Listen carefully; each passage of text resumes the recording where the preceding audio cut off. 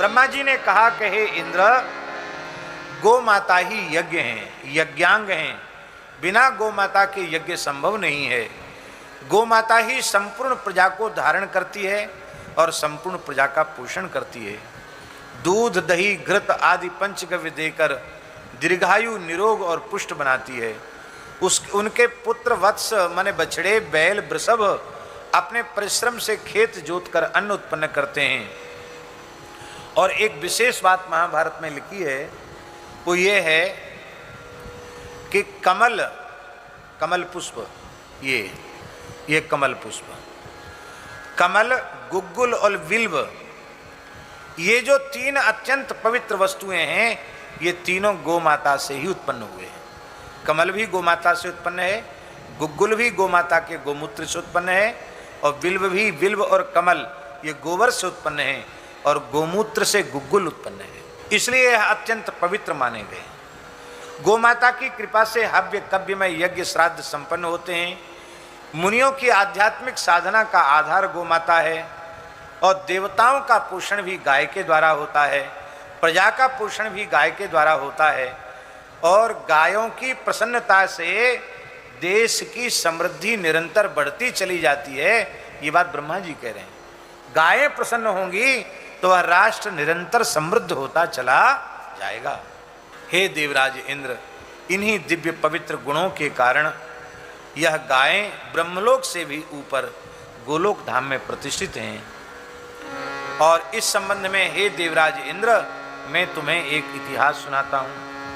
एक बार देव माता अदिति ने अपने पुत्रों की पराजय से दुखी होकर उनके उत्कर्ष के लिए अदिति माता ने कैलाश पर्वत के शिखर पर एक पैर से खड़े होकर के 11,000 वर्ष तक तप किया, और उनके साथ सुरभि माता ने भी एक चरण से खड़े होकर के 11,000 वर्ष तक तप किया।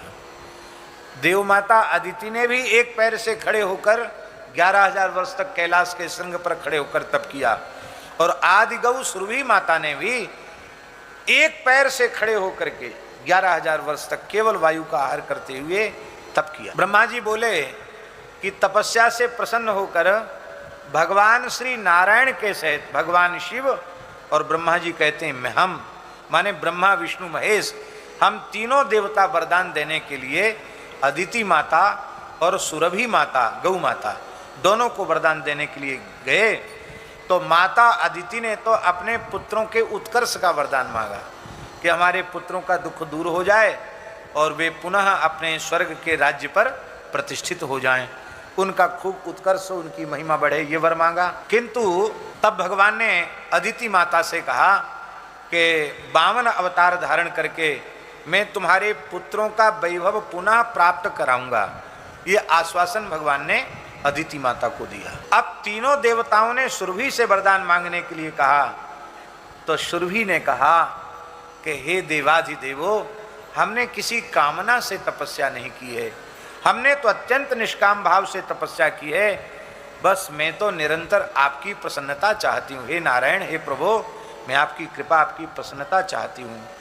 यह सुनकर के सभी देवों ने गौ माता को प्रणाम किया और सुरभि गाय से कहा कि हम तुम्हें अमरत्व प्रदान करते हैं, महाप्रलय काल में भी हे सुरभि माता तुम्हारा नाश नहीं होगा। और कहा कि हम ब्रह्मा का लोक और विष्णु का वैकुंठ लोक और शिवजी का शिवलोक, हम तीनों देवताओं के लोक के ऊपर तुम्हारा गोलोक प्रकट हो जाएगा, और उस गोलोक धाम की अधीश्वरी तुम ही रहोगी।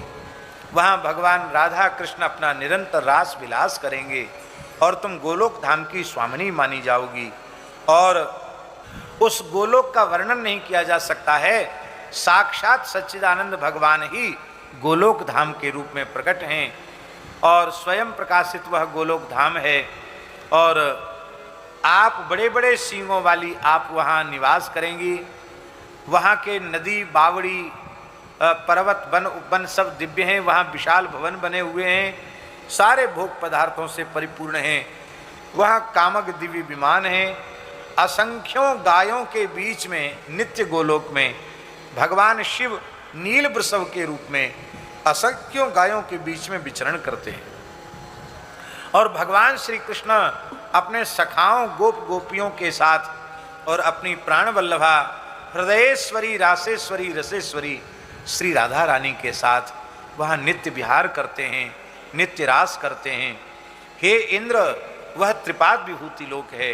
एक पाद में सारा ब्रह्मांड है, हम सबके लोक हैं, और 3 पाद में भगवान का दिव्य धाम गोलोक है।